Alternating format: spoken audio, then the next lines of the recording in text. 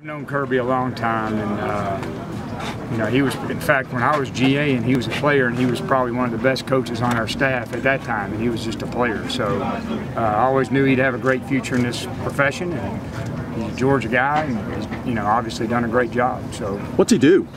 I mean, you have to ask him that. Hadn't been with him, so I can't speak on how he's doing things. But I know he's believes in what he does, and he's got a lot of passion for the game. And, you know, and the results have shown.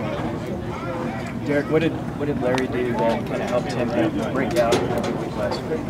Well, you know, line one for running backs is production. I mean, it really is. And there's a lot of things that go into production. The confidence you have, the vision, the speed, the elusiveness, all that stuff. But he went out there and he worked really hard last week, and it was good. He had some of the success. He's deserved it. He worked really hard.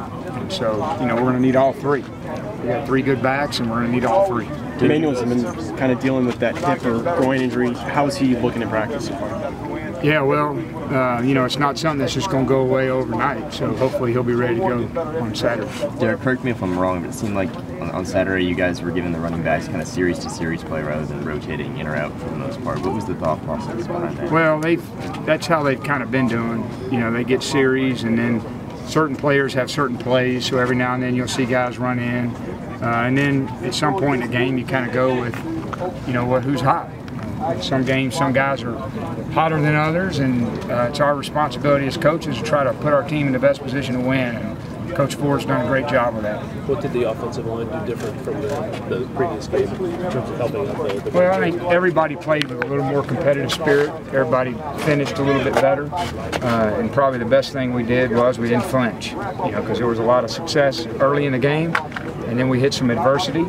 And that's the natural ebb and flow of a football game, a good football game, and learning how to just stay focused on the next drive and not get affected by things that happen bad, and not get too excited when things happen good. You got to play for 60 minutes, and that was a good step.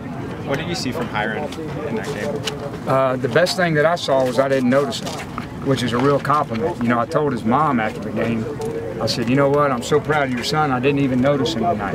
And I think she didn't. She took it as an insult. And I said, no, I'm complimenting him because we didn't have to change anything. We had to change our calls, and he went in, and I was real proud of him. But he prepared really well last week. He practiced hard, and you know, he took advantage of his opportunity. And that's what life's about. He's proud of it. And that was his first time playing, I guess, in a closer game, right?